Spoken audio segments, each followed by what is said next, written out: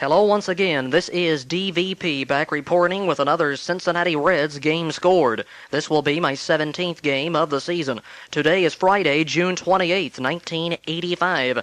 And tonight at Jack Murphy Stadium in San Diego, California, it'll be Pete Rose's second-place Cincinnati Reds taking on Dick Williams' front-running San Diego Padres in the first of a very big three-game weekend series in San Diego's home stadium. If the Reds can sweep this set, they would get to within 2 games of the front-running Pods in the National League West. The Reds now in second place alone, 1 game ahead of the Dodgers and just 5 games behind those Padres. So this is a very big series indeed. The Reds' first of 3 trips in to San Diego here in the 85 season. Of course, if you'll recall, 3 weeks ago today on June 7th, when the Reds and Padres met for the first time this season, that was for a doubleheader at Riverfront Stadium. Well, the Reds could have gone into first place that day. They trailed by only a game and a half at that time, but we kind of folded in that series, lost 3 of the 4, including both games on June 7, as the Padres took care of us at our home yard, and let's hope turnabout is fair play. Maybe the Reds will play better at San Diego than they did at Riverfront against the Padres. So that series was somewhat of a disaster, the Reds winning only that Saturday ball game on June 8th, and the man who won that ball game is going tonight for Cincinnati, and lefty Joe Price, who will be making his 5th start of the year. He has recently, of course, been put into the rotation. We've gone to the 5-man rotation now, manager Pete Rose has. Well, the Reds just completed a very successful Riverfront homestand with a 5-2 record, including a sweep of 3 games over the San Francisco Giants, the cellar dwellers in the NL West. They're holding everybody else up. And I tell you, they have really had their problems this year, especially at Riverfront Stadium. The Reds have taken all 7 games at Riverfront against the Giants and now have taken 9 in a row against San Francisco, going back to last season. And they've also won 15 of the last 16 games against the Giants at Riverfront Stadium. That dates back to August of 1984. So San Francisco has found it hard to win at Riverfront, well, over the last 2 or 3 years, as the Reds swept them away, but really they were fairly close games. We got good relief pitching. The relieving continues to be outstanding. An ERA of under 2 in the month of June for the relief corps for the Cincinnati Reds. That, of course, includes Ted Power, Johnny Franco, Tom Hume, and also some games in there for John Stuper. And also want to include Ron Robinson, who's been outstanding of late out of the Reds bullpen. So we got that good relief pitching and won 3 fairly tight ball games, including one of my last game scored, which was the first game of that 3-game series against the Giants on June 25th. The Reds came back with some late scoring to win that one by a run 7-6. Ted Power slammed the door with runners at first and third and 2 out of the 9th inning as he got a man to fly out to left center field to win that one. And that was the first of 3 straight wins in that series. So the Reds come into this series with a bit of momentum now with 3 consecutive victories, hoping to make it 4 in a row tonight. As the Reds play the Padres at San Diego for the first time this year, quite a bit later than past seasons. It's almost July now, and the Reds have not yet been to San Diego. Now they'll rectify that with the final 3 days here in June. And this series is the first of 3 on a road trip for Pete Rose's Reds. It'll be Cincinnati against Los Angeles coming up as the Reds go into Dodger Stadium for the first time. That's kind of interesting, too. The Reds will not have played at Dodger Stadium this year until July 1st. That'll be a nationally televised contest on ABC. That starting time has been changed. From 10:35, they pushed it up to 7:35, I believe, Cincinnati time, or 7:40. Then they'll have another night game on Tuesday, July 2nd, an off day for the Reds Wednesday, and then they go into their final leg on the road trip, and they'll go back east to play the Philadelphia Phillies at Veterans Stadium over the 4th of July holiday, and then on through the weekend. They'll play Thursday, Friday, Saturday, Sunday games at Veterans Stadium before coming back home to Riverfront Stadium to start up the next homestand. So a lengthy 9-game road trip will be underway this evening. We hope to make it a good one because we're playing a couple of the rival squads, 2 of the teams that are right up there with us, the Dodgers and the Padres. Of course, the Reds now ahead of L.A. by 1 game, and we're in second place alone. I've got 2 games to recap here in my Reds recap section, and both, of course, wins. As I mentioned, a sweep of the Giants. And I scored the first game, so I've got 6-4 and 7-6 victories to pass along. As I mentioned, some fairly tight scores. They won them by 7-6, 6-4, and then 7-6 again. So the Giants lost 2 one-run games, and they have an incredibly poor record in one-run games. I think it's now 11 and 21 in one-run games. My heavens, that is indeed a poor record in such encounters. My gosh, 21 losses. The Padres have barely lost that many themselves. They've lost 28 times, and they've won 6 of their last 7 as we enter this series, so we're getting them when they're fairly hot. The Giants have lost 21 by 1 run alone. Let's start with the June 26th contest. That was a Wednesday night ball game at Riverfront. The Reds won at 6-4 with Tom Browning getting the victory. He went 7 2/3 innings as the Red starter, allowed 8 hits, 4 runs. He walked 2 and struck out 5 as he goes to 7-5 with that win. Ted Power came on to get another save. In fact, he got saves in every game in that series. He saved all of them. So that relief corps has just done an outstanding job of late. Browning was relieved in the 8th by Power, who got the final 4 outs and didn't give up anything as he gets his 11th save. Mike Krukow, the loser, he allowed 8 hits and 4 runs in 6 innings, and he is now 5-5. And Frank Williams followed him for 2 innings. He allowed 3 hits and a couple of runs. There were 4 homers hit in that game, 2 by each team. The Reds had homers by Gary Reedus, his 4th of the year, and Dave Parker blasted another long drive, his 13th of the season, and his 2nd in as many games in that series. Bob Brenly hit his 9th of the year, and his 3rd against the Reds, and Chris Brown his 5th of the year, and his 2nd against Cincinnati, and his 2nd in as many days, in fact, in that series, like Parker. So 4 long balls. They had him, in fact, back-to-back. San Francisco did. I believe it was. Let me take a look at the lineup here. It's, yes, Brenly and then Chris Brown. They hit him back-to-back against Tom Browning to knock him out in the 8th inning. The Reds did lead 6-2, then it was 6-4, and then Ted Power came on to nail it down and get the save. 6 runs, 11 base hits, and no errors for Cincinnati, and they left 5. The Giants also played errorless baseball. They had 8 hits, 4 runs, and left 6. 2 hours and 10 minutes it took to play it. Now, Reedus' home run was a leadoff shot in the very first inning. He hit, in fact, the first pitch thrown by Mike Krukow in that game, as he hit one deep to left field for his 4th of the year. And that gave him a game-winning RBI because the Reds never trailed in the game as we got 3 more in the 3rd and never looked back. And for Reedus, his 2nd game-winning run batted in of 1985, and his 2nd, in fact, in as many ball games. He had 1 in the first game of the series. Reedus also stole a couple of bases, so a good day for Gary, who went 2 for 3 and scored 3 times and steals 2 more bases. He now has a long streak of consecutive steals going for him without being caught. He hasn't been caught in the last couple or 3 weeks. That was a good ball game as the Reds continue to dominate the San Francisco Giants at Riverfront. They out-hit him 11-8 and win the ball game 6-4. Dave Parker continues to be hot as he belts another homer. He was 2 for 4 again in the game. Milner had a good day. Eddie was 2 for 4, and he drove in 3 runs. Parker gets his 54th RBI of the season. The crowd was 33,187. That was the 2nd of 2 straight Crest Dental Health nights at the ballpark, and that's why the crowd is so big. A lot of kids got in free. 33,100 and change, but the paid out of that was only 19,777. They got to see an offensive exhibition. There were 3 doubles, a triple by Tom Browning, and 4 home runs. The Reds hit 2 of them as the Reds beat the Giants 6-4 on June 26th. And the next day, which was yesterday, an afternoon ball game, a business day special on Thursday, June the 27th, the Reds do it again. A 7-6 win, and we never trailed in that ball game either. And the Giants kept getting close. The Giants had 3 2-run innings, and so did Cincinnati. So I guess the difference would be that single run the Reds got in the 2nd inning, if you want to look at it like that. The Reds actually won the game with a 2-run 5th. Each team got 2 in the 4th and 5th. And for the 2nd time in the series, it's a 7-6 final.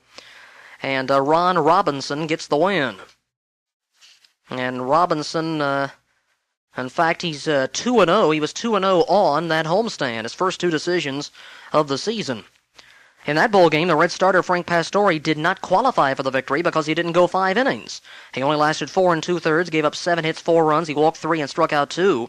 And then Robinson came on for 1/3 and threw just 3 or 4 pitches as he got a strikeout to end the 5th inning. And the Reds were ahead at the time, and we never trailed, so Robinson was the pitcher of record, although Glenn Sample could have given it to either Hume or Franco. But Hume gave up 4 hits and 2 runs in 2 innings, not really a very good line. And Franco, well, if he had gotten the final out in the 9th inning, could have gotten his 4th save, but he was not quite eligible. 1 2/3 a hit, and he struck out 3. So they could have probably, conceivably, given it to Franco also. But the win does go to Robinson, who did a good job to strike out a man in the 5th. And a save to Ted Power, who came on to get the final batter on a pop-up. So Power, his 3rd save in 3 days, his 12th of the year, and that is more than he had all of last season. A new career high in saves for Ted Henry Power, the former L.A. Dodger. 12 saves and 23 over the last couple of years. He now has 25 saves lifetime as a Cincinnati Red. The totals yesterday, 7 runs, 12 hits, no errors, 10 left on for Cincy. The Giants had 6 runs, also on 12 base hits. They committed 1 error and left 8. The Giants had pretty good offense in that series, as they scored 10 times on 20 base hits in the last 2 games, but they didn't get any victories. They left 14 men on base in those games. And the Reds' relief corps was just a little bit too tough in the series, especially Mr. Power, who nailed all 3 games. Robinson the winner, 2-0. Power the save. Jim Gott the loser. He's 3-5. Going against the Reds for the 3rd time, the former ALer. Used to be with Toronto and in the Cardinals organization. He went 4 1/3 innings, and he got battered for 9 hits. 7 runs, 6 of them earned. He was followed by Scott Gereltz, Mark Davis, and then Greg Minton, who all did a pretty good job. They pitched shutout ball the rest of the way after Gott left the game in the 5th inning. The Reds had another home run. Wayne Krenchicki belted one. That's his 2nd of the season. And Jeff Leonard also hit one, his 8th of the year. Interesting sidebar on that ball game. Leonard, in a losing cause for his San Francisco Giants, hit for the cycle in that game. That is, he had a single, double, homer, and triple in the game. Had a single, double, homer, and the triple. And the double came last in the last inning. And on the last inning, it must have been in the 8th off John Franco. That's the only hit he gave up. So Leonard hits for the cycle as he goes 4 for 5, scored twice, knocked in 3 runs. It's his 8th homer of the season, but it's in a losing effort. Kind of bittersweet, I guess, for the former Astro and Dodger Leonard. He, by the way, becomes the first San Francisco ball player to hit for the cycle since Dave Kingman did it in 1972, some 13 years ago. Of course, Kingman now slugging out the home runs for the Oakland A's over in the American League. But he did have a good day, as did Chili Davis, as he went 3 for 5, combining Davis and Leonard, their 2 big RBI men, who had their first game-winning RBI of the year. Now, each of them did in that last series between the 2 teams. Now, last week at Candlestick Park, surprisingly, they each got their first game winner. Well, they combined went 7 for 10 and scored 4 and knocked in 4 and hit 1 homer. Combined the 2 of them, but it was not enough as the Reds won it 7-6 and sweep the series. That game took 2 hours and 44 minutes to play. The paid attendance was 17,715. The Reds had RBIs from Tom Foley, Al Nicely, Wayne Krenchicki, and Pete Rose. Krenchicki had a 2-run tater. Foley knocked in 2, just his 2nd and 3rd RBIs of the year, as he got a rare opportunity to play in that game, as Davey Concepcion was given one of his days off. Now, the game-winning RBI went to a man who was 0 for 5, and that is the Reds player-manager, Pete Rose. So a little bit unusual there, but Rose got the game winner in the 1st inning as the Reds scored a couple, and Rose hit a ground ball to get a run in. And that stood up for the game winner because the Reds never relinquished that lead. So that's Pete's 2nd game-winning RBI of the year. He had none last year with the Expos and Reds, and that's Rose's 1st game winner since opening day against his former Montreal Expo Ball Club. So another good ball game at Riverfront Stadium as the Reds complete the sweep of the series and have a very successful homestand. That's their best homestand, I think, of the year. At 5-2, and they bring their home record over 500 at 19 wins and 17 losses now. And they have a very good road record, one of the best in the league, at 18-15 as we start up this 9-game road trip. So we're hot right now, just 4 games back, or make that 5 games back as we go into play tonight, and a game ahead of Los Angeles in the Western Division. Well, let's hope to keep it going tonight at San Diego. We need to play well against the ball club immediately in front of us, of course, if we want to gain some ground. This is the time to do it when we're going head-to-head with them. So Reds against the San Diego Padres, the 2nd series of the year between the 2 ball clubs. And it'll be at Jack Murphy Stadium in beautiful San Diego, California. So stick around for June 28th baseball action.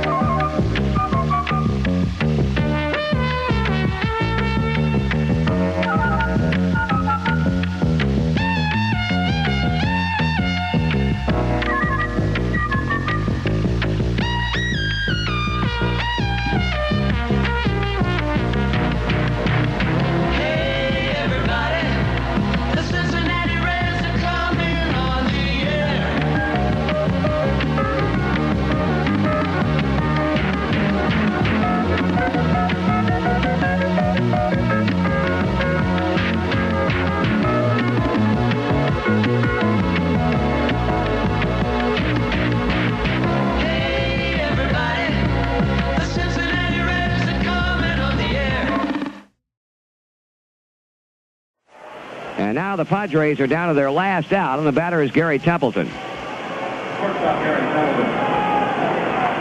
Tempe has had 2 infield hits with an RBI and 2 runs scored. He's 2 for 4.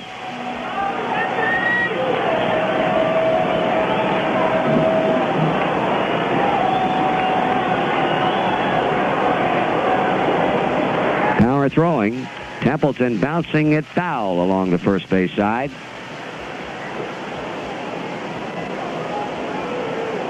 We will simply have to wait and see whether or not they award the victory to Ron Robinson. At this point, I would imagine they will. Joe Price going only 4 1/3 for the Reds, and Shao, who started for the Padres, he went 5, but he left with his club trailing 7-2. Templeton hits it to left field. Rita's going back on the ball, and this one belongs to the Reds. Ted gets him out in order in the 9th inning, and the Reds move to within 4 games of the top as they beat the Padres in the opener in a wild one at Jack Murphy Stadium, 11-9. Well, that was Reds announcer Marty Brenneman calling that 9th inning action from San Diego tonight as the Reds win the first game in this 3-game series, and they start off this 9-game road trip with the nice victory tonight at San Diego, and they get to within 4 games of the top spot in the Western Division. I'm going to bypass scores and comments tonight once again, as I am prone to do on occasion, because there's a lot of things to talk about in this ball game. And I'll say the totals right here, since Marty Brenneman wasn't on the air to say them. The Reds win it 11-9. They out-hit the Padres 12-10. Each team committed 3 errors. Not exactly a defensive clinic out there, with 6 errors in the field. The Reds stranded 9 men on base. The Padres left 8. Ron Robinson does get the win, and Marty Brenneman was saying, as I played a moment ago, he was wondering if Robinson would get the victory. He did get it. And for the second time in as many days, Robinson comes on to relieve the starter who did not go through 5 innings. And, of course, the starter has to go 5 to get the win. And so since he didn't, he couldn't get the victory. And Robinson comes on, and the Reds never relinquished the lead after he came on. And so he would actually be the pitcher of record, although it's up to the official score as to who's going to get the victory. Robinson did give up a run in just over an inning, but then Franco came on, and he gave up 2 runs in 1 2/3. And Power, of course, gets the save. You wouldn't give him the win. So it was between Robinson and Franco, and you would have to say that Robinson pitched more effective, as he gave up 1 fewer run and 1 fewer hit. So they give Robbie the win. And, of course, since he relieved the starting pitcher, he is considered, I guess, more of the pitcher of record than the man who relieves Robinson. I don't know if that really has any bearing on their decision or not. It's really up to the scorer. But you got to give it to somebody, because Price can't get it, because he only went 4 1/3. He could not go through the 5th inning. The same thing that happened to Frank Pastore yesterday against San Francisco at Riverfront. He went 4 2/3, so he couldn't get the win, and Robinson came on right after him and got that victory. So Robbie is 3-0 now in the last inside the last week. He was 2-0 in that last 7-game homestand as he continues to pitch effective baseball, but he had his scoreless streak stopped today. He had a long scoreless streak going into today's game, but he did give up a run, but still comes out of it with the win. And Ted Power comes on. He mows him down in the 9th. He got 4 in a row out of 4 that he faced, and he does another fantastic job for the second straight day. He goes 1 1/3, gives up nothing as he gets his 13th save. That's a new career high for him, and he's had 4 saves in the last 4 games. Unbelievable. His ERA is now down below the 2 mark. He's one of the most effective relievers in the National League at the current time. Boy, is he hot. And the Reds themselves are hot right now. They're banging out a lot of base hits. In the last half a dozen ball games, the batting average is over 300. We got 12 hits today. It's the 5th time in the last 6 games the Reds have had 10 or more hits, or to be exact, 11 or more base hits in 5 of their last 6 games. And that 6th game in there is a game in which they had only 4 base hits in a loss. But in the last 6 games, the Reds are 62 for 201 with 7 homers, a 308 batting average. And that has raised the Reds' team batting average to a figure that is 3rd best in the National League, or possibly 4th best right now.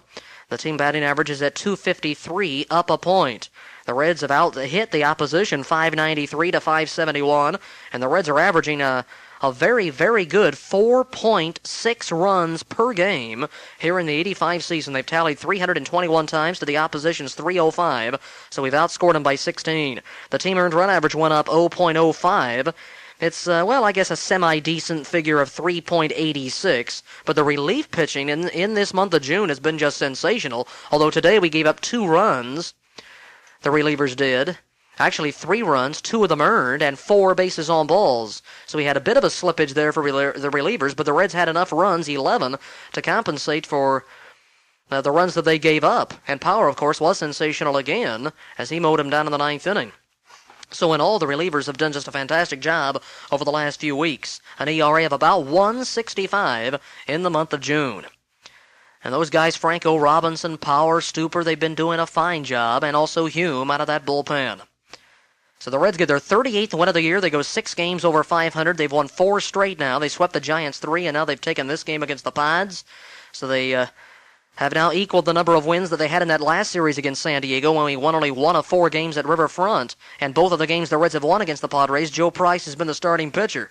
He did not get, of course, the win today, but he did get the victory back a couple of weeks ago at Riverfront against these Padres. So the Reds now 2-3 against San Diego this year, with this the first game, of course, at San Diego. Last year, the Reds lost 11 of the 18 games against that National League West ball club that, of course, won the pennant in 1984 and then lost out to the Detroit Tigers in the World Series last autumn. The Padres trying to repeat again. Of course, they've never won back-to-back divisional titles. Last year, of course, was their first ever divisional championship. The Reds, hopefully, will have something to say about the Padres winning the thing here in 1985. 2 games still to come in this series. We hope that Mario Soto can break out of his personal slump tomorrow night.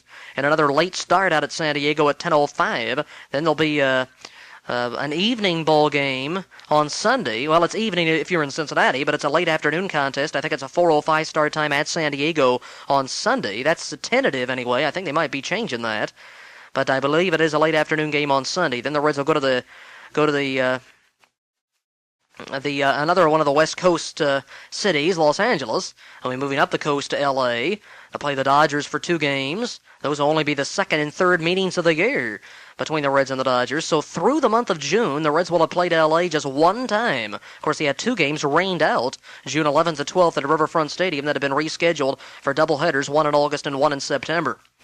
So that'll be a 2-game series with L.A., then an off-day Wednesday, and as I already mentioned earlier, 4 at Philadelphia. So the Reds are 6 over 500 for the 2nd time this year, and just for the 2nd time since the close of the 1981 baseball season. So we're going good right now. Went through a bit of a bad streak about a week and a half ago. We were losing frequently, and then we went into a stretch of winning every other ball game.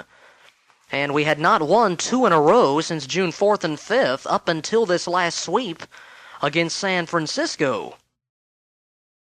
But at the same time, the Reds have not lost 2 straight since the 14th and 15th of this month. And the Reds, with this win, assure themselves of a winning month in June. It'll be their second straight winning month, and they will have not been under 500 in any one of the 3 months. They were 10-10 in April, a good 14-12 in May, and so far 14-10 in the month of June, and I think that's better than even those San Diego Padres.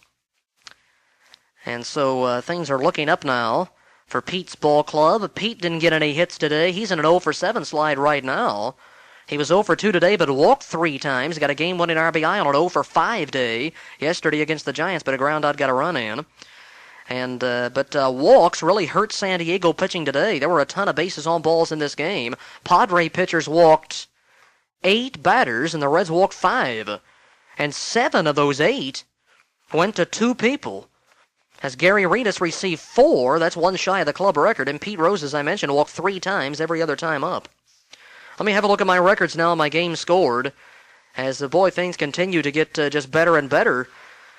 As far as my record is concerned, this now makes a 6-game winning streak in my games scored. Can you believe that, folks? I think that's my longest ever. My longest last year, I think, was 4. The Reds have won 8 of my last 9 scored. That's the first time that's happened since the close of last season when the Reds won 8 of my last 9 games in September. The Reds have also won 9 of my last 11 to push the record to 11-6 here for 17 games in 1985, and that's a very good .647 winning percentage. So my record zooms to 5 games above 500, but when this 6-game winning streak started, of course, the record was 5-6.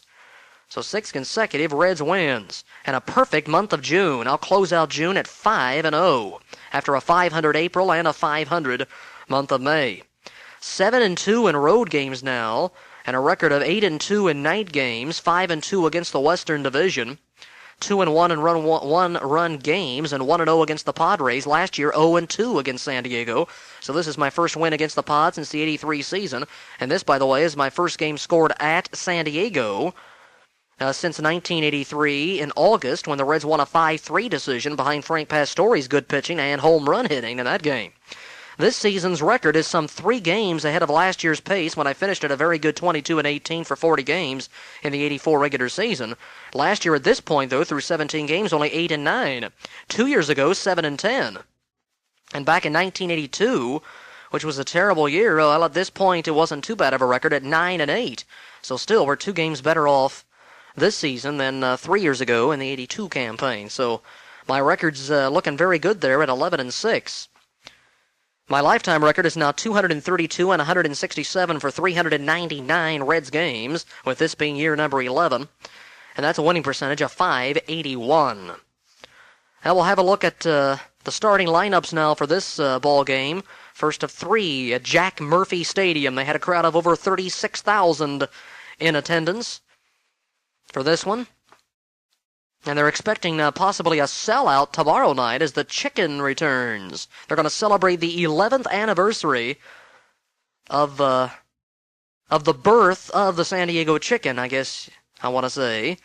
I guess he first cracked out of the egg in 1974 on June the 29th. And, of course, he's rarely in San Diego now. That's where he got his start. He was the KGB Chicken, I guess it was, when he started out in 1974. But now he performs for just about every minor and major league ball club in the United States. Also up in Canada, I guess down in Mexico too. He's all over the place with his act. And he has a grade A act also, no question about that. He has quite a mascot, and Ted Giannoulis, the San Diego Chicken, will be back home tomorrow. So Marty and Joe will have fun up there watching the Chicken tomorrow night. The 11th anniversary of the birth of the Chicken. This has been 11 years since he cracked out of the shell. Can you believe that? Of course, he used to do just the San Diego Padre games, and then he got so popular, everybody wanted to hire him to do gigs all over the country, and that's what he's doing. He's been to Riverfront Stadium a few times. He was there last year and once a few years ago also. Well, for the visiting Cincinnati Reds, Gary Reedus led off in left field, and Gary, let me see what his batting average is. He could not extend a hitting streak to 4 today, modest all though it might be. But Gary does have some RBIs of late. In fact, he got another game-winning RBI today. That was with a bases-loaded walk in the 4th inning. So the last 2 game winners have been by people who did not have any hits in the game. Rose 0 for 5 yesterday. Reedus 0 for 2 with 4 walks today. And that's Gary's 3rd game winner in this 4-game winning streak. He had his first of the year on Tuesday, and my last game scored. Had his second of the year with a leadoff home run against Kruko on a Wednesday night. And then Rose had a game winner Thursday, and then today Reedus gets another one. So he did not have any game-winning RBIs just 4 days ago, but now he's got 3, and he's tied for second on the club, 6 behind the leader Dave Parker, who continues to have a sensational '85 season. Now Reedus on the season batting .271, that dips below .270 tonight. He has 4 home runs, his last coming on the last homestand, of course, and he's knocked in a total of 20. He gets his 21st RBI of the year tonight. That's just 1 shy of his 84 total for the season. Hitting second and center field is Eddie Milner, and Milner checks into the game, having been fairly hot of late with 10 hits in his previous 23 trips. That's made his average .235. He's hit safely now in 7 of his last 9 games with today's performance, as he had a single in the 6th in 6 times up. So really not a very good day for him, but he did get an RBI in the 6th inning. Milner is without a home run, a little bit surprising. He's got some power. He can fool you on occasion, but he doesn't have any this year. His RBI count right now is 12. That's at game time. Hitting third at first base is Pete Rose, a .286 game time average for the switch hitting infielder. He's had a home run, and he's driven in 21 runs, so a good year for Pete. And his first full year as a Cincinnati Red since 1978. And his first full year as a manager, of course. And he's doing just a fine job as the Reds pilot this season, as the Reds have their best record after 70 ball games, well, since 1981. Of course, that was a split season, so you'd have to go back to 1980. Really, when the Reds had, the last time the Reds had this good a record after 70 games in a full year that wasn't split. The Reds, of course, 6 over 500 for just the second time since '81. So Rose doing an outstanding job, and you just kind of had the feeling that he was going to. He's such a good baseball individual. He knows what he's doing out there.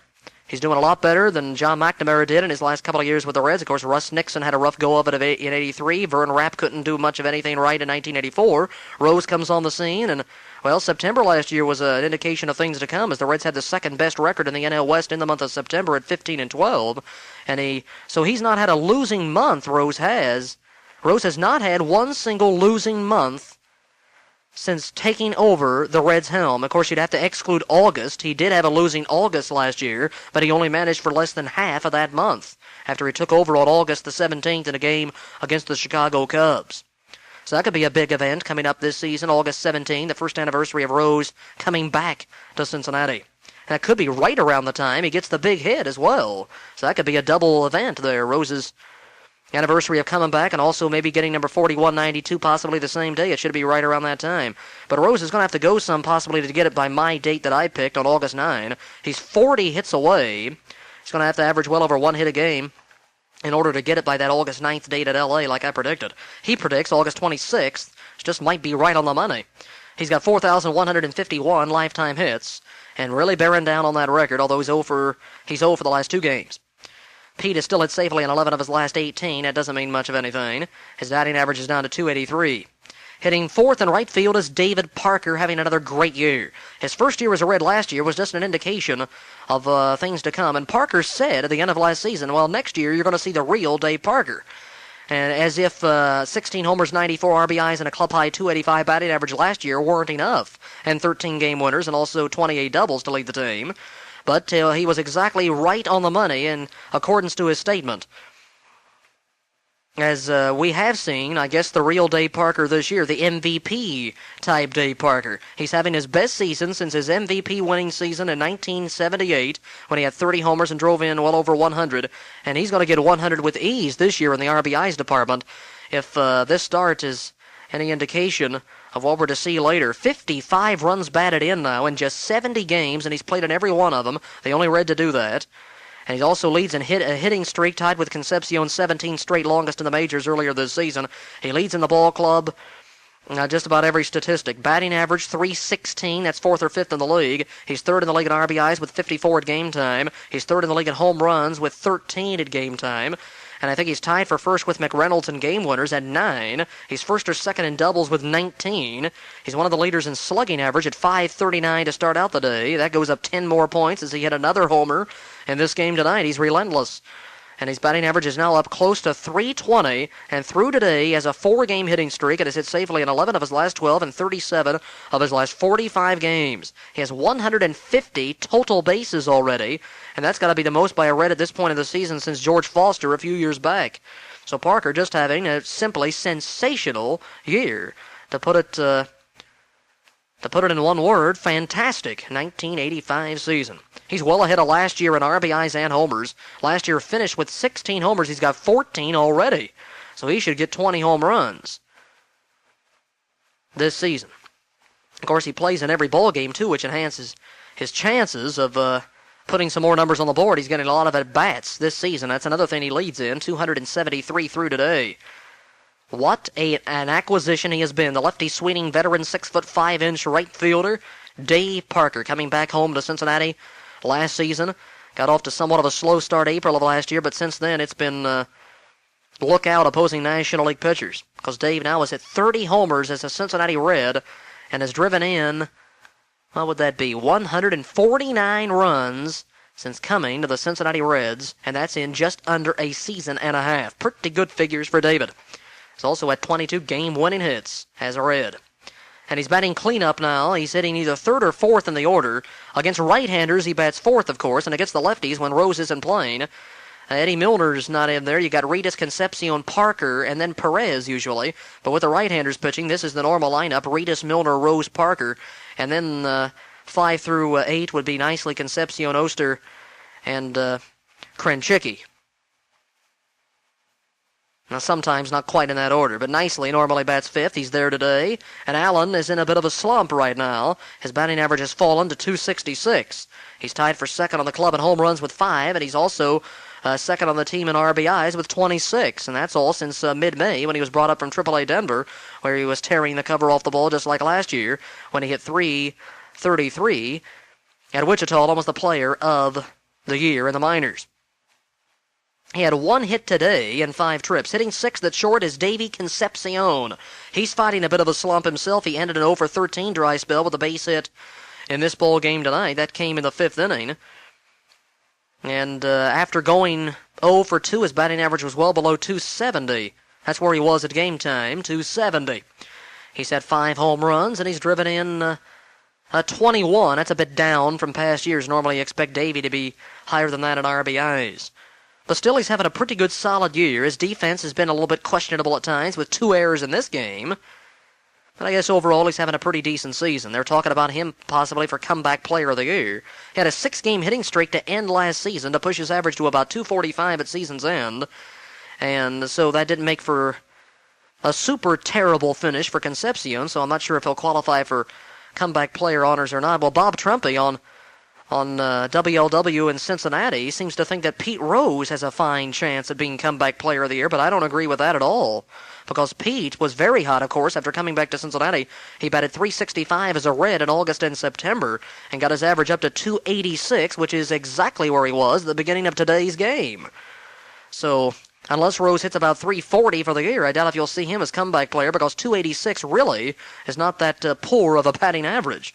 Although he didn't have any game winners or homers last year and knocked in about 30 runs or so last season, which isn't fantastic, but still I don't think he'd qualify for comeback players, but Davey might if he could hit about 300. Concepcion is followed by Ronnie Oster, the second baseman, and Oster's having a pretty good season. He's got a 7-game hitting streak to start out today's play with a .289 batting average. He doesn't have any home runs, but he's driven in 17 runs. He's had a couple of game winners this year. Is second on the club in doubles with 14. Hitting 8th at third base is Wayne Krenchicki, and he just loves to play against the Padres, especially at San Diego. He just burns them to pieces. He's hitting over 400 in his career against the Pods. Continued that trend today with 2 hits and 3 trips. The only time they got him out was on a liner in the 3rd inning. And he hit another home run against the Padres tonight. He starts out today's play at .290. He goes above 300 with a .667 performance. He's had 2 home runs and has driven in. Well, where's his RBI number? It's 11 for Krenchicki, who's been splitting duty with Nicky Saski at third this year. Batting ninth is the pitcher Joe Price. He's looking for his first hit. He almost got it, but Templeton robbed him in the 3rd. He's 0 for 8 on the season. For the homestanding San Diego Padres, the former Atlanta Brave, Jerry Royster leads off at second base. Of course, they don't have Alan Wiggins on the roster anymore. They have dropped him and I guess traded him officially yesterday to the Baltimore Orioles for Roy Lee Jackson and a minor leaguer to be named later. So Royster and Tim Flannery split the second base duties, and I think they've been doing a fine job. Of course, Royster's a righty batter. Flannery, who kills the Reds, is a lefty swinger. And they both played today in that number 1 position. Flannery batted for Royster in the 6th inning. Jerry, of course, came to the Padres in between last year and this season as a free agent after spending 8 or 9 years in the uniform of the Atlanta Braves and doing a fine job as a reserve for Joe Torre's and Bobby Cox's ball club over at Atlanta. This season, he's off to, a pretty good start, in fact, for San Diego, doing a fine job. And, of course, he didn't expect to get all the playing time because the Alan Wiggins situation, wasn't expected to crop up again. It looked like Alan had his problems behind him. He had suffered through drug problems and gone through rehabilitation for drug dependency a couple of years ago, and it looked like his problems were straightened out, but not so at all. He's got severe problems, I guess, but he's coming back to the major leagues. I don't know why he's not suspended for a full year, just as same treatment that was handed down to Vida Blue and Steve Howe and Jerry Martin and people like that a couple of years ago, and Blue had to sit out all of last year, but of course Bowie Kuhn's no longer the commissioner. Peter Uberoff is in there now, and maybe he doesn't take harsh a line on drug offenders as Mr. Kuhn does. But Wiggins, anyway, will be back in the major leagues probably next week with Baltimore. Or I did see where he was assigned to Rochester. Maybe he's down there on rehabilitation for 20 days before he'll come up. But you'll see Wiggins in the Oriole lineup probably inside of the next week to 10 days. And I think the Padres should be commended on their stance on the Alan Wiggins situation. And he just did not show up one Sunday for a ball game. Of course, he later found out that He was in the cocaine habit again and suspended him indefinitely, I guess, and now they put him, on the trading block, and they have traded him, apparently, to Baltimore. Haven't got official word on that yet, but Marty Brenneman said it did go through yesterday, but I think there might be still some loose strings to be tied up in that Wiggins deal to Baltimore. And of course, Allen is a fine base stealer. He had a rookie record for stolen bases a year or two ago. He's stolen over 70 for San Diego. Stole over 70 last year, 71, I think. So that you're giving up a lot of speed and some good defense at second base and a pretty good hitter in Wiggins. But you put in Royster and Flannery, I don't think you lose that much. They're pretty good hitters in their own right. Of course, they don't have that good raw speed that Wiggins has, so that might be a break for Cincinnati. They don't have Wiggins in that lineup, and we don't have him to contend with on the bases in this seasonal series between the two teams. But I think the Padres are to be commended for their situation and their stance in not wanting Wiggins back. They just refused to take him back. Even though he's in, I guess, a playing condition again, but twice is too many times. And they gave him a second chance once after he went through the drug problems a couple of years ago, but, 2 strikes and Wiggins is out. And I think he should probably be out of baseball for this season. No question about it, but he's going to be back in. And Royster hitting .292 as Wiggins' replacement, not bad at all. He's had a home run, he's driven in 16. Hitting second in right field is a rookie, Jerry Davis. Jerry Davis, he was up a year or two ago, 1983 and 84, got into some games for the Pods. Hitting .308 in limited action, recently promoted from their AAA ball club at Las Vegas. .308, no RBIs for Jerry. He's replacing Tony Gwynn in this ballgame because Gwynn has suffered an injury, so that's another break for the Reds. We don't have any Gwynn or Wiggins in this ballgame. Maybe that's one of the reasons we won it. Hitting third at first base is Steve Garvey. Another reason we won the game is because he didn't get any hits. His average slips below .279 where it was at game time. He's had 12 homers and has driven in 39 runs. So another fairly solid set of stats for Steve Garvey, the Iron Man first baseman. Hitting fourth at third base is a former Reds farmhand, Kurt Bavacqua. He was on base 4 times in 5 trips to the plate in this ball game, and he's had a good series against the Reds in now 5 games. Seasonal set.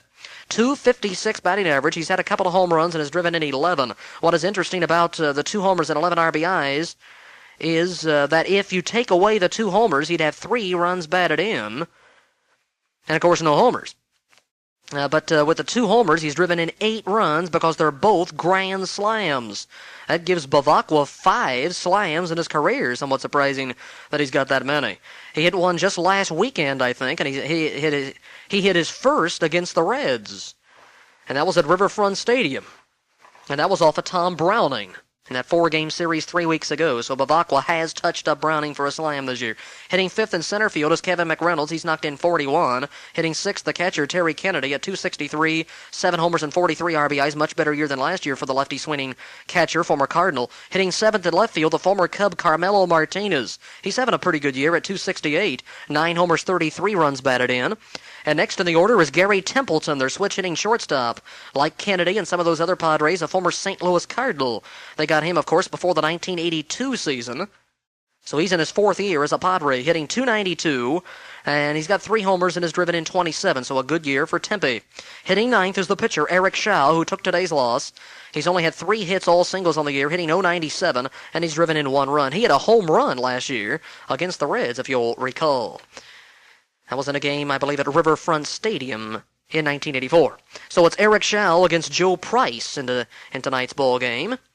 And Price didn't get a decision. Schau takes his 6th career loss against the Reds. He entered the game with a .296 earned run average and a 6-4 record. And Joe Price entered the game with a 2-1 record and a .215 ERA in relief and as a starter. He's now in the rotation, at least for a while, and has been doing a good job this season for Pete Rose. Let's have a look at the umpires, and then you can flip over this cassette to side B. Behind the plate was Harry Wendelstedt. At first base, the ump was Terry Tata. At second base, it was Jerry Crawford. And over at third, Jerry Davis. And I mentioned Jerry Davis before, but it's not the same Jerry Davis who plays for the Padres. The umpire spells his first name with a G, and Davis for the Padres doesn't. And so there's 2 Jerry Davises in the stadium. Could get him confused, I guess. The right fielder for the Padres is Jerry Davis, and the third base umpire has the same name. The game was underway about 5 minutes late at 10:10 p.m. Eastern Time. At 7:10 San Diego time. And the weather today, pretty good, as it usually is in San Diego. Partly cloudy skies, high today is 78 degrees. It's time to take a look at this ball game now, if you haven't fallen asleep yet. It's time to go to the top half of the first inning, and it is Eric Schall pitching against the Reds' Gary Reedus. And the first batter hits a ground ball to shortstop. Templeton threw him out at first base. And then Eddie Milner stepped at the plate, and he lifted one to center field. No problems for Kevin McReynolds.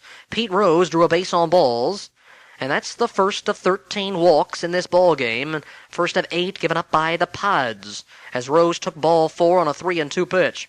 Dave Parker hit a foul pop to third base. That was snared by Kurt Bevacqua, Parker's former teammate with the Pittsburgh Pirates a few years back. And that was the inning. No runs, no hits, and a man left on base. In the bottom of the first inning, Price got him out in order. That happened 3 times in the ball game. Price did it in 2 of the first 3 innings, and then the only other time it was done was in the 9th when Ted Power did a number on him as he got him 1-2-3. Royster and Jerry Davis had back-to-back ground balls to Davy Concepcion, and he threw them out. Steve Garvey then hit a pop-up that was caught by Ronnie Oster at second base, so nothing across there. In the top of the second inning, the Reds are out in order against Eric, as Schall gets nicely Concepcion and Oster on a fly ball to right, a pop-up to second, and a first-pitch ground ball to second, respectively. In the bottom of the second inning, San Diego takes a quick 2-0 lead, as 3 of the first 4 batters in this inning get base hits. Bevacqua doubles to right field, and McReynolds gets him in immediately with a first-pitch ground ball single to center just by the glove of Price and on into center field for McReynolds, his 42nd RBI of the year. Pretty good total. And they have a couple players with over 40. Nobody's near Parker yet. Of course, Dave leads the Reds with 55, but he's far and away first on the ball club. Parker has 29 more runs batted in than any other Red. That's unbelievable. But still, we're in a position where we can challenge for first place now, but with only one player, the fairly high total of runs batted in. So you can see by that Parker has really carried the Reds to a lot of their wins this season. What an acquisition he's been. And for McReynolds, they kind of spread it around over there. They got several players with over 30. McReynolds, Martinez, Garvey, and Kennedy all have a goodly number of runs batted in. McReynolds, on the first pitch, gets the first run of the game in. That's the first of 20 that is to score in this contest. There were 22 hits, 17 men left on, 6 errors, 13 walks, 9 pitchers, 33 players. A lot of things happened in this one. Kennedy hit a deep fly to right field, caught on the warning track by Parker. So they had a runner at first base, 1 in, 1 out for Carmelo Martinez. He didn't waste any time. He ripped the first pitch into right center field for a single, cut off nicely by Parker. That got McReynolds around to third, and it scored. Well, it didn't score anybody. The man's going to score in a minute as Gary Templeton hit into a force play, 5-4 at second base. They got Martinez, but McReynolds scored, and Tempe gets his 28th RBI. That probably should have been a DP, but Oster couldn't handle the ball properly at second, couldn't get the throw away in time, so Templeton gets an RBI, although he's got good speed. Schall hit an inning-ending fly ball to left field to Reedus. They had 2 runs, 3 hits, and left a man. In the top of the third inning, the Reds get a run, but it's unearned, and we don't get a base hit. But we cut the deficit in half. Krenchicki lined out to right field, and Price hit a ground ball behind second. A nice play by Templeton to throw him out, so that's a 6-3 play.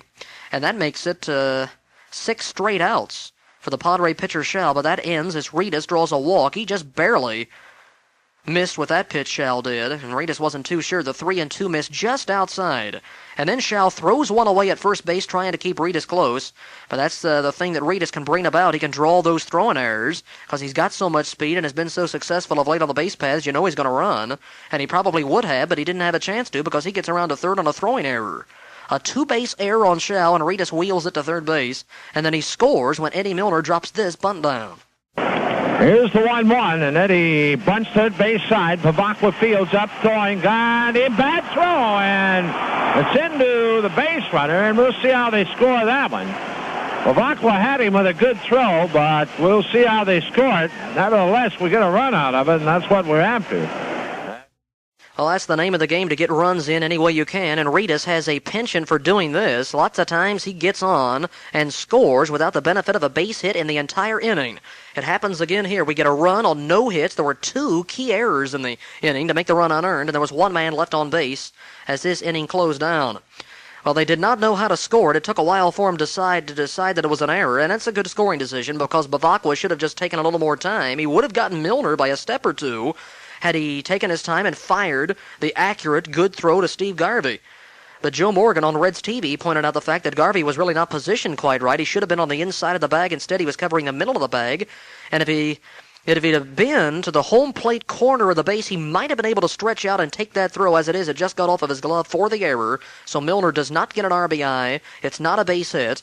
And the run is positively and emphatically unearned because of the error by Shaw, and then the compounds things with the error by Bavacqua, so there's no way that can be earned. Rose hit a fly ball to center field to end this inning. So it's a 2-1 ball game going to the latter stages of the third inning, and this is a 1-2-3 frame for Joe Price. But he almost got touched up with 2 out by Steve Garvey. Let's listen.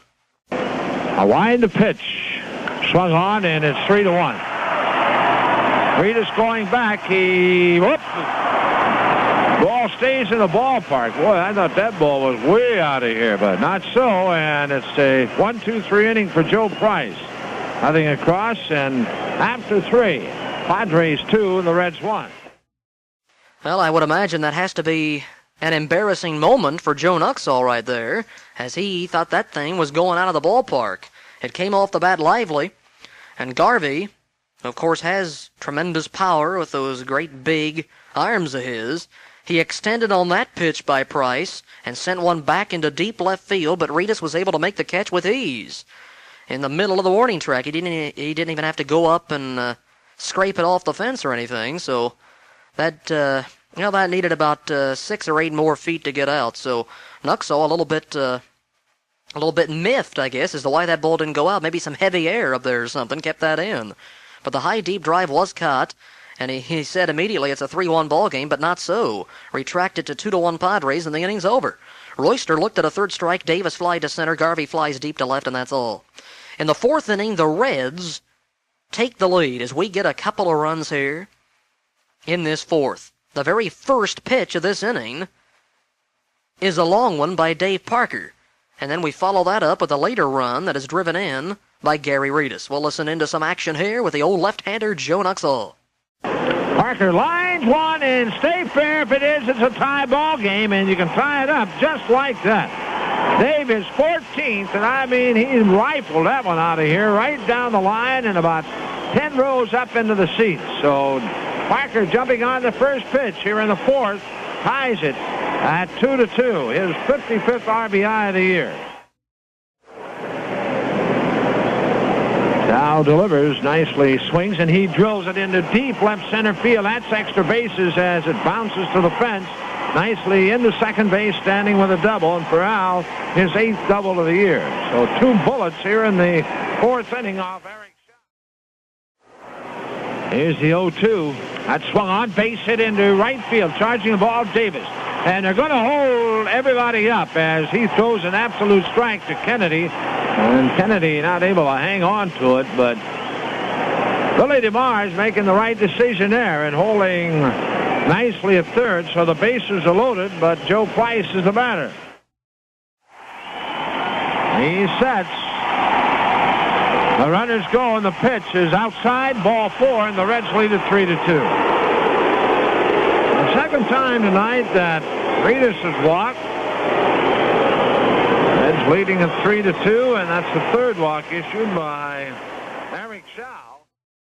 So the Reds took advantage of Eric Shaw's wildness in that 2-run fourth inning as he walked a couple of people, and we also had 3 base hits in the frame, which helped out, and the Reds take the lead, and as it turns out, we do take the lead for good in this inning. We never look back, and the Padres are never able to catch us.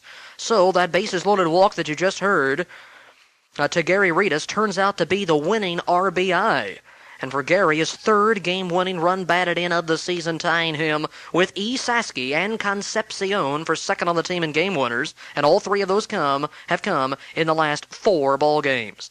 So the inning started off with that first pitch rocket home run by Dave Parker. He never hits $1.98 center. All of his are worth $1 million, it looks like, as he hits another deep one way back into the seats. That probably would have been deep into the green at Riverfront Stadium, maybe off the face into the yellow someplace, because he hit that thing well back into the bleachers, but it was right down the line. It looked like it might go foul, but it would not. It was hit so hard it didn't have time to bend foul.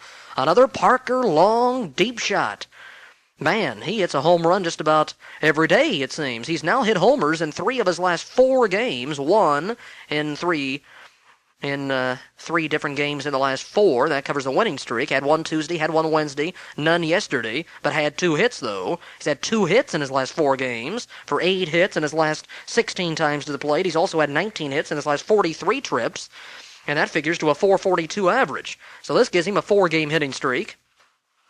That's his 86th hit of the year. That's one of the league-leading figures. His 14th home run. 14 of those 86 hits have left National League ballparks.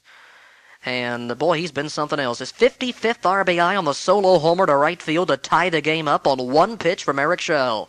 And he's got a penchant for giving up home runs. He's allowed, well, a dozen or so this season. That's his 11th allowed. He gives up a lot to the Reds, it seems, although he shut us out at his first start of the year at Riverfront Stadium. Well, he got a no decision in that game, but last year in June, in the first inning, the Reds had 3 2-run homers against Eric Schell. I think we had 6 home runs against him or something like that last season. And, of course, he had trouble in the World Series, too, of keeping the ball in the ballpark. In the first inning of 2 different starts, I think he gave up home runs. I think Alan Trammell took him deep at one time in the World Series. And now Parker crunches a long homer to right field. And that, by the way, is the 50th home run for the Reds this season. I think that's 3rd or 4th in the league. L.A. and Chicago lead the league with 59 home runs. So Parker ties it up, and then nicely, as you heard, followed with a rocket double into left center field. Nicely's had 8 doubles now, tying Pete Rose on that list. Dave Concepcion then popped one up fair to first base. Oster walked on 4 straight. And then there's a solid single to right field on an 0-2 pitch by Wayne Krenchicki. He had the ball hard every time. He was up in 3 straight innings. The 3rd, 4th, and 5th, he was removed for a pinch hitter later on. That number 8 hitting position produced 3 hits and 4 at-bats, and also a line drive that was an out and 1 sacrifice, and 4 RBIs. Not bad between the 2 third basemen, and a couple of nice plays in the field. No errors. So a single to right for Krenchicki. They held up the man nicely who doesn't have good speed at third, so the bases are loaded for Price.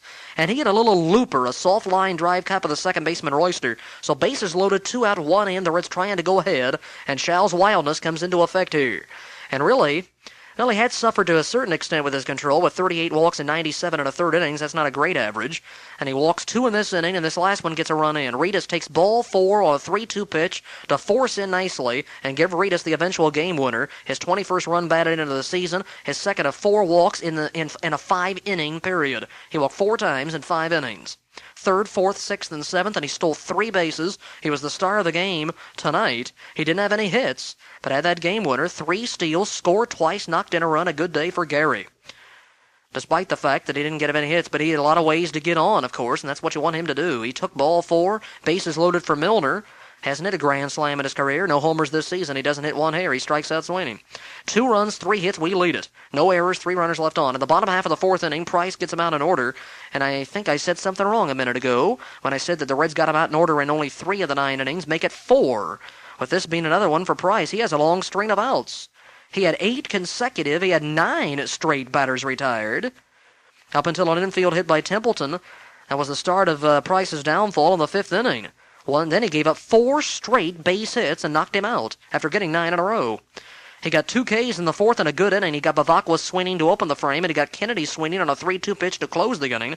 And sandwiched in between was a Kevin McReynolds ground ball to Krenchicki. And now we go to the big 5th inning for the Reds as we break it open. Well, we seemingly break it open here.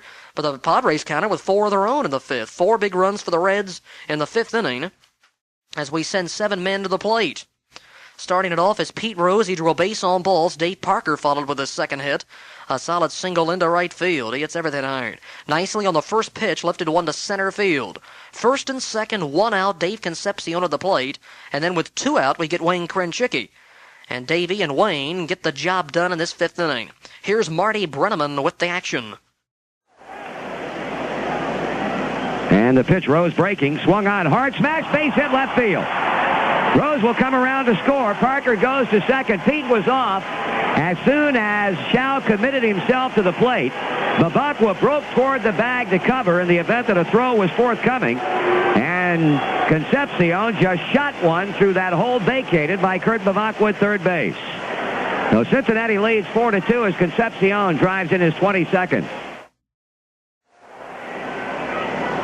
Here's a pitch. And a drive back into deep right field. It is out of here. Home run.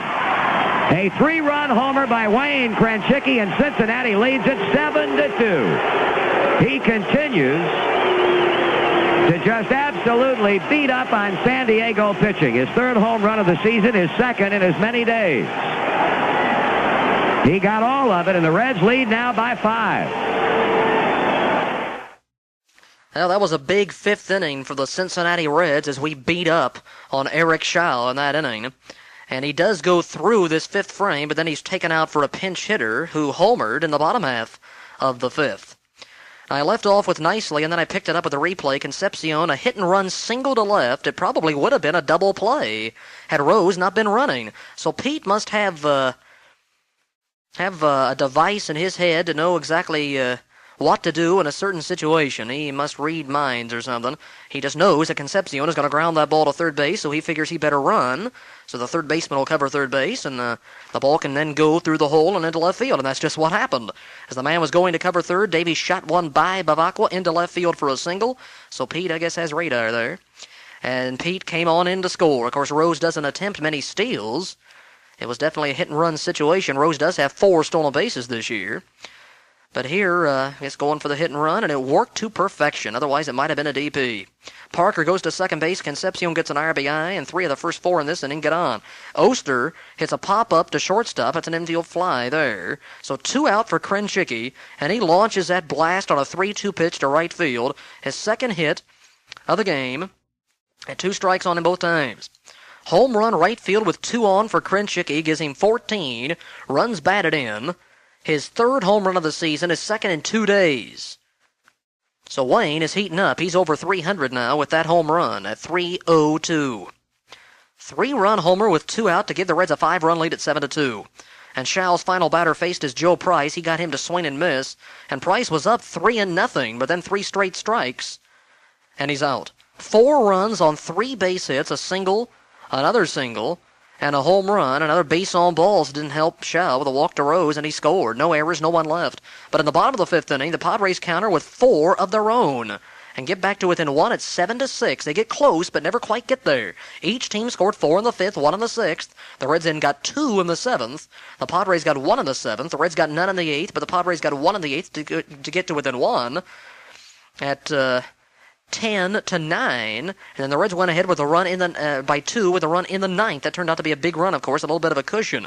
So every time the Reds scored, the Padres scored. It was that type of ball game, a strange one at San Diego. In the bottom of the 5th inning, the Pods sent 9 men to the plate. Martinez had a ground ball to third base, a close play at first. They got the out. Templeton had an infield single to shortstop, and then there's a pinch hitter for Schall. It's righty swinging reserve infielder Rafael Ramirez. That is Mario Ramirez. It's not Rafael. Rafael's with the Braves. Mario Ramirez, a pinch hitter here. A 300 hitter in very limited action with no homers and 1 run batted in. Well, he ups both of those latter categories with a first pitch home run over the fence in left center field. His first home run of the season, his 3rd lifetime home run. He had 2 last year for San Diego. So pinch hit homer for Ramirez, the first pinch homer for the Padres this year. The Reds have hit 3 by Eric Davis, Dwayne Walker, and the grand slam by Tony Perez. That's a 2-run, 1-out pinch homer. That gives him 2 runs quickly. Royster then singled into center hard, and then Davis had a double into left center. That got Royster in and was moving on the pitch. The first RBI of the year for Jerry Davis and just his 2nd major league run batted in. His first came in 1983.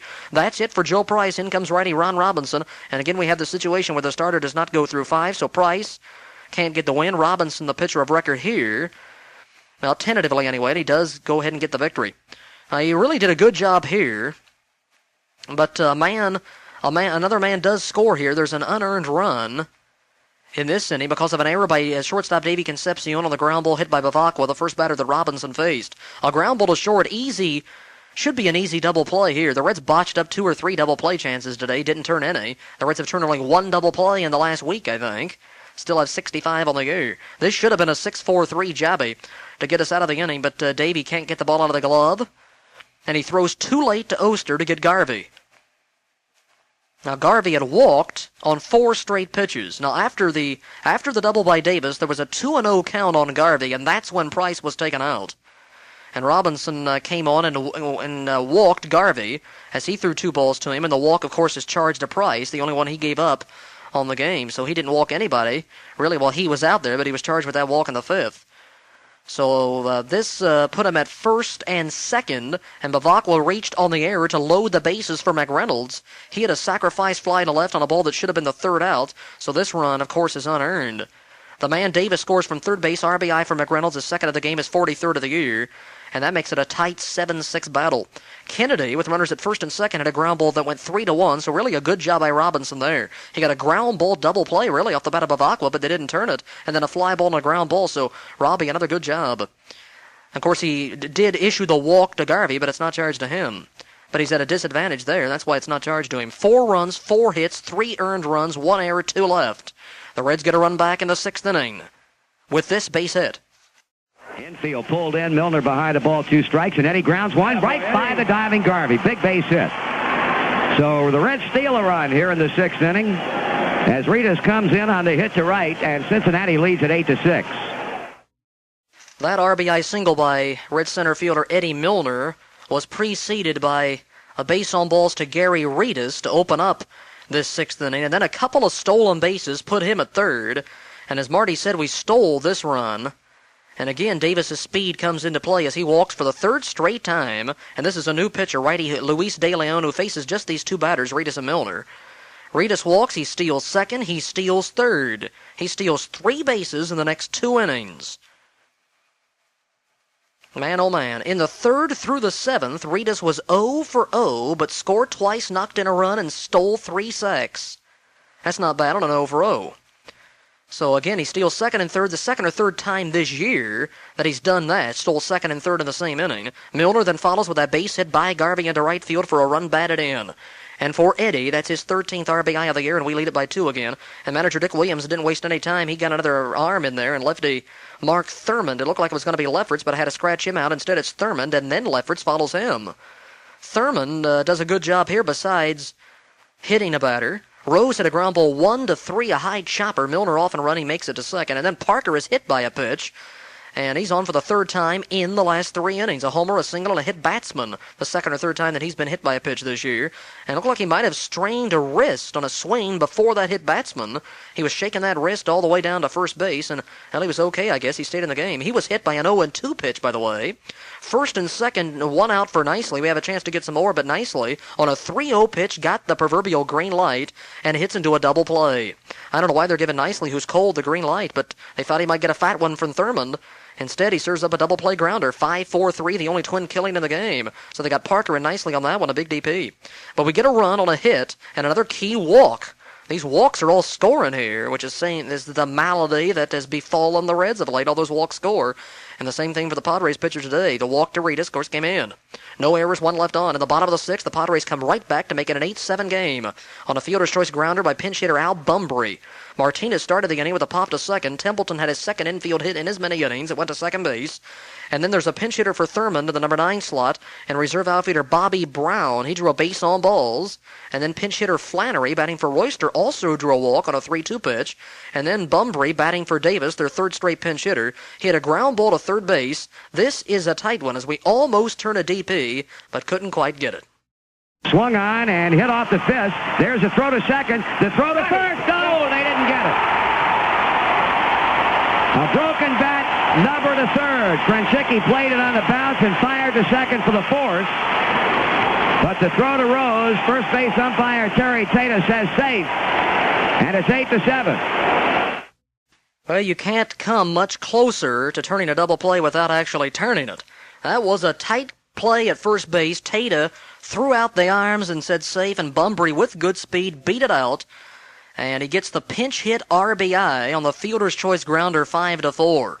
They got Flannery on the 4th throw to first, just barely missed getting the runner. Brown went to third base. So there's the tying run at third for Garvey, who had an 0 for going to this point, and he still has one as he hits a ground ball to shortstop. And so Robinson, in this frame, well, besides, well, if he didn't walk the 2 batters, he'd be all right. He gave up just an infield dribbler, and they really didn't hit a ball out of the infield in this inning, and they got a run.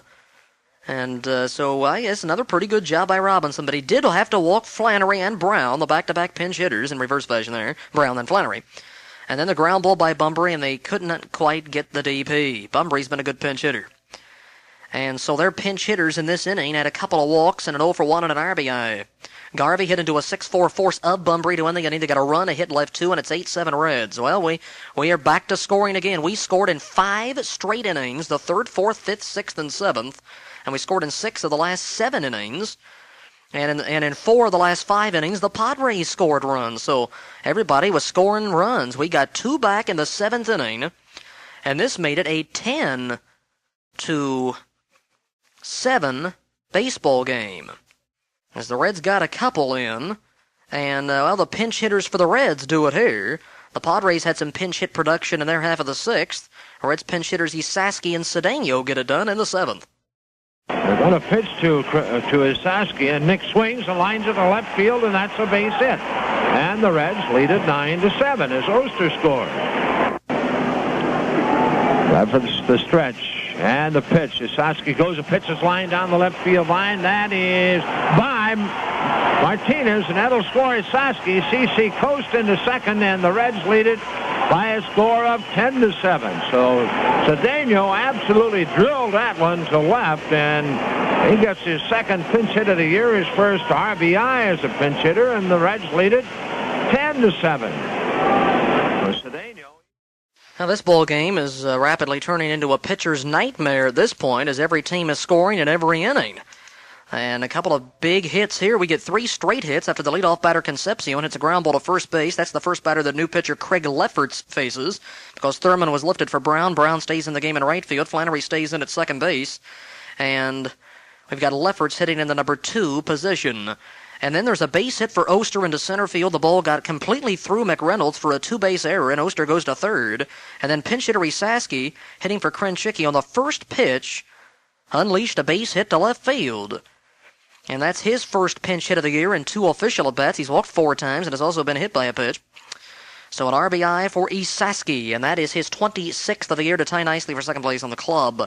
And then another pinch hitter for Robinson, Cesar Cedeno. He comes through with his second pinch hit in 7 trips with a double to left field on a 3-2 pitch.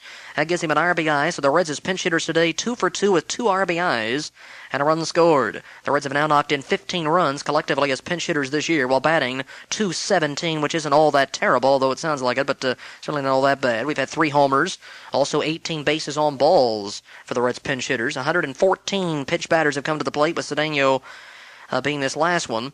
So Cesar gets the job done on a 3-2 against Lefferts, a double to left field. That gives Cesar his 10th double of the year, and overall, well, that's RBI number 21 for CC. He is then caught stealing. He's nailed easily as he tries to take third, as catcher Kennedy got him 2-5. The Reds had a streak of 16 consecutive stolen bases up until a couple of days ago when Eddie Milner was cut by the Giants' Bob Brenly. Reedus, with his 3 for 3, is now 13 for his last 13 in steals. Davey Concepcion has a streak of 6 in a row. And Parker's 0 for his last 6. Those are the stolen base streaks. The Reds now 84 of 114 in stolen bases. That's an outstanding percentage. Reedus with his 3 is 27 out of 32. That's upwards toward 90% successful. That's unbelievable. Cedeno is now 4 out of 7 with his count stealing. Reedus then walks and steals another base. And Milner flies out to left field to end this big inning. 2 runs, 3 hits, an error, and 1 runner's left on base. And both of the runs are earned. In the bottom of the 7th, the Padres come right back with a run. This one's unearned. Like the Reds in the 3rd inning, this one comes without a base hit. This is against another pitcher. It's John Franco coming on to pitch. He gives up a walk to Bavacqua on a 3-2 pitch, and he scores. McReynolds hit a ground ball to shortstop. It should have been another double play. Concepcion completely threw it over the head of Oster. Wild throw. He couldn't have got it with a 10-foot pole. And it goes into right field for a 3-base error. McReynolds goes all the way to third, and Bavacqua scores. Kennedy then strikes out swinging. Martinez hit a fly ball to shallow left. They couldn't get McReynolds in with that one. Templeton a ground ball 6-3. So the runner at third base, and nobody out, and they did not get him in. They got a run on no hits with an error and 1 man left on base. And it's a 10-8 ball game right now. 10-8, yes. It's hard to keep track of the score. Top of the 8th inning against Lefferts. A walk to Rose, a first pitch fly to right by Parker, a strikeout of Nicely, a pop-up to second by Concepcion. The third time he's popped up on the infield. Had a single to ground ball as another 2 trips. No runs, no hits, 1 left. Bottom of the 8th inning, Padres get another run off Franco. This one's earned. A single to center by Brown, a pop-up to short by second baseman Flannery, and then Bochy, for reserve catcher Bruce Bochy, batting for Lefferts. He had a ground ball 5-4. Again, they didn't get the double play. And there's a runner at first with 1 out for Garvey. He walks on a 3-2 pitch and then is brought in by Bavacqua. A single to center field. The ball is bobbled by Milner for an error, the third of the game for the Reds, and that gets Garvey to third base. RBI for Bavacqua. And then there's a pitching change. Ted Power comes on to get the out on McReynolds. Tying run at third base. It's a 10-9 game. McReynolds up there. He's already knocked in 2. He had a ground ball behind second, a nice backhanded play by Oster, and he threw him out. Good play to end this inning. So Power gets him out of it. 1 run, 2 hits, 1 error, and 2 runners are left on. In the 9th inning, the Reds get their final run on this Tom Foley base hit. Ground ball, right side, and into right field for a base hit. Broken bat single by Foley. Oster scores, and the Reds lead 11-9. Well, I guess the sacrifice bunt was a good call after all. Well, that's a big insurance run right there to put us up by 2 at 11-9. First of all, Oster led off with his second straight hit, a ground rule double to right field. He might have been able to leg it out for his third triple, but a fan reached over the stands down there in right field and touched it. So that's a ground rule double for Ronnie. He's second on the team with 15 now, and he later scores. Third baseman Isaski put down a successful sacrifice bunt 3-4. Marty a little critical there because Isaski's been swinging a hot bat there, wondering why they have him bunting with a man already in scoring position. But then he later says it's probably a good move because Foley comes through with the base hit, although it probably would have scored the man from second as well as from third, of course. Single to right for Foley is his only time up on the day. So he's had a couple of hits of late. He gets an RBI. He's had 3 RBIs in the last 2 or 3 days. He now totals 4 runs batted in, and that's a big one there. Reedus looked at strike 3, only the second time they got him out. And Milner, a fly ball to right field. 1 run, 2 hits, 1 left, and in the bottom of the 9th, no problems for Ted Power. That top of the 9th, by the way, was against big right-hander Tim Stoddard, who gave up that run.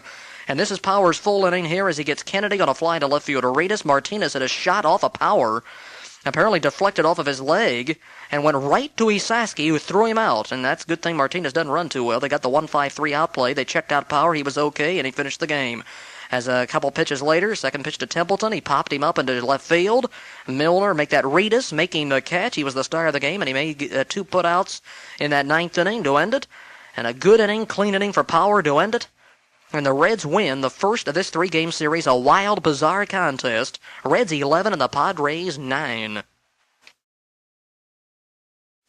And now a great big batch of final statistics is going to be thrown your way very rapidly here. For the visiting Cincinnati Reds, they used a total of 15 players, including 4 pitchers. The Padres went with 18 players, including 5 pitchers. The Reds have played 70 games. They're 38-32, a .543 percentage. They're 4 back in second place. The Padres have played 72 times. They're 43-29. That's still a very good 14 games over 500.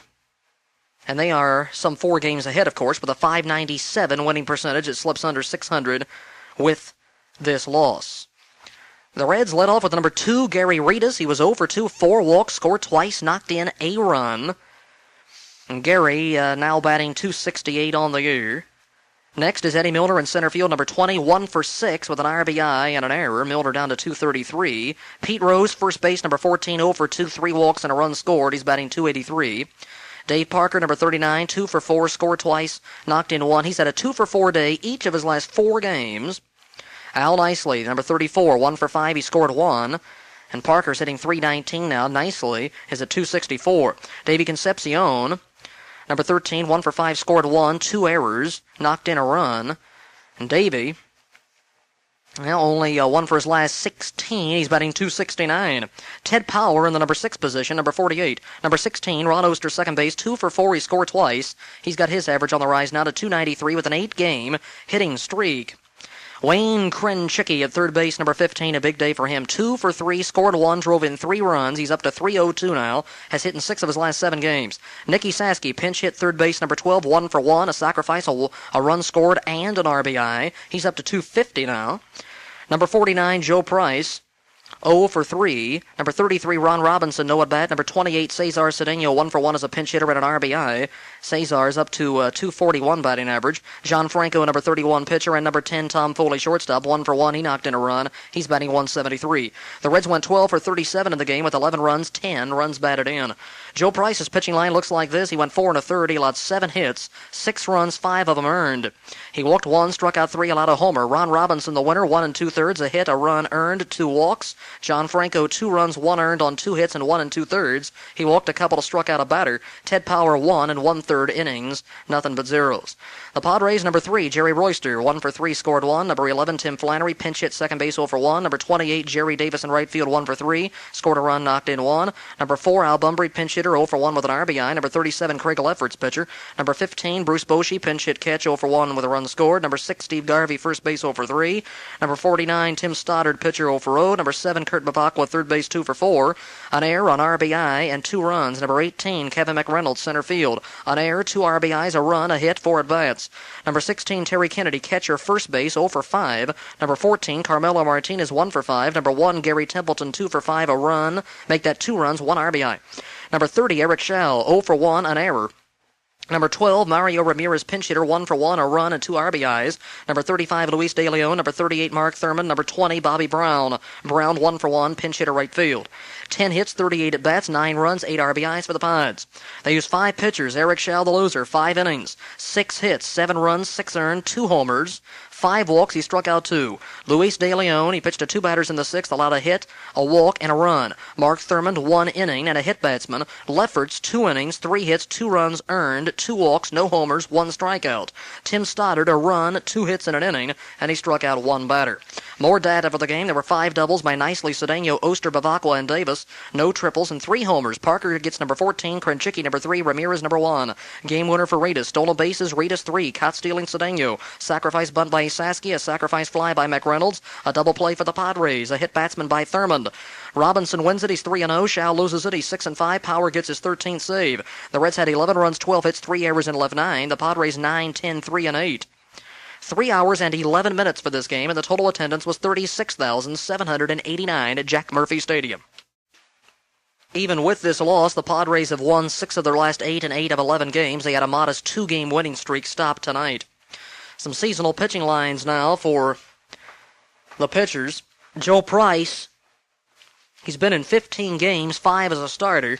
No complete games, no saves. He's 2-1 with a 3.86 earned run average. Has pitched 44 1/3 innings, allowing 26 runs on 39 hits and 6 homers. He's walked 16 and has struck out 38. Against the San Diego Padres, 1-0 this year with a 6.75 ERA and 2 starts. He won 7-4 June 8th, and he's 4-4 lifetime against the Padres. For Ron Robinson, he's been outstanding.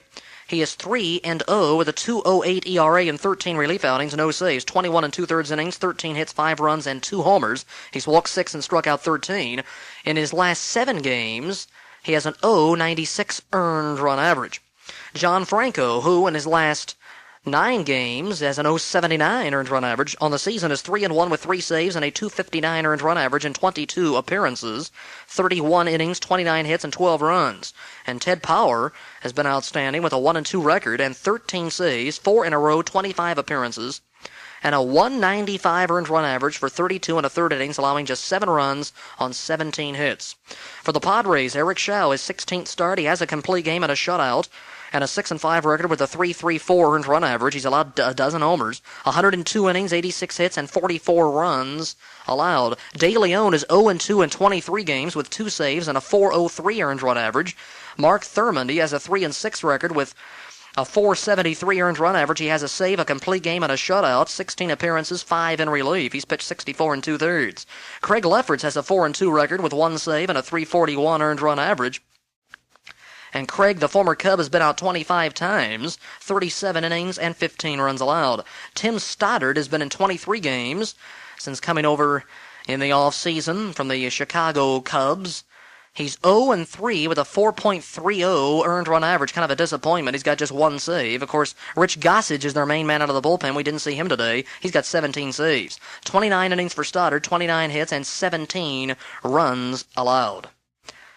So, there you have it very quickly. All the information for this ball game as the Reds win a squeaker Well, during this 4-game winning streak, they've won games by scores of 7-6 twice, 6-4 once, and 11-9, so no more than a 2-run spread in any of the games. So that tells you that relief pitching is good because there's been no complete games in that period. So relief corps has done a job in that stretch. Reds won at 11-9 tonight. Team earned run average at 386, team batting average at 253. The Reds now have 19 saves, and 13 of them go to Teddy Power. Soto going tomorrow. He'll be going after his 9th win of the year and his first since June 4th against Pittsburgh. And now we'll have a quick look at the June 28th scoreboard in the American League West. California, surprising ball club. They're 8-2 in the last 10, 40-31 on the year, and 3 games ahead of the second place and surprising Oakland Athletics. The White Sox and the Royals in a tie for third, 3.5 back. In the American League East, Toronto leads by 3.5 games now over Detroit and by 6.5 over the New York Yankees. In the National League West, the Padres by 4 over our Reds, and the Reds are now 2 up on Los Angeles. The Dodgers are 6 back, and we're 3 up on the falling Astros, who are just 500, 7 back. Then the Atlanta Braves, and then San Francisco is 17 back as they continue to lose and lose and lose. The Reds swept them, and that stretched a losing streak to 7 consecutive games for the Giants. And they now have lost again. The Astros got them today 3-1, so that's 8 consecutive defeats for San Francisco's Giants. Let's take a look at final scores now from around Major League Baseball. As I mentioned, the Astros over the Giants by a 3-1 final score as Lasky goes to 1-10, but he's still in the rotation apparently. He started that game and went 6 good innings, but got no run support at all, just 1 run in the 6th inning. It was Atlanta bombing the Dodgers with 8 runs in the final 2 trips, 11-2 that final score as L.A. falls. The St. Louis Cardinals beat the New York Mets by a final score of 3-2. It was Montreal over Philadelphia 5-3. And at Pittsburgh, the Cubs, behind Steve Trout's 7-hitter, shut out the Pirates by a score of 5-0. Gary Matthews back in the lineup now with his first game winner of the season. In the American League, we've got final from Detroit. Toronto beats the Tigers in a battle of the top 2 teams 2-0. The final as the Blue Jays go up by 3.5. Boston belted Baltimore 6-1. New York outlasted Milwaukee, a final score of 5-2. Minnesota squeezed by Chicago 5-4. Texas over Oakland 7-5. It was the Seattle Mariners by 2 over the Cleveland Indians 8-6. And in extra innings, Kansas City over California 5-4. And once again, repeating that final from San Diego tonight in a thriller at Jack Murphy Stadium. Cincinnati 11, San Diego 9, as the Reds get to within 4 of first place with their 4th consecutive win. It took 3 hours, 11 minutes to play it. They had a paid crowd of 30,272 in the stands. Total in the house, 36,789. Reds by 2 over San Diego. Until my 18th game, I'll be saying so long for now. This is DVP reporting.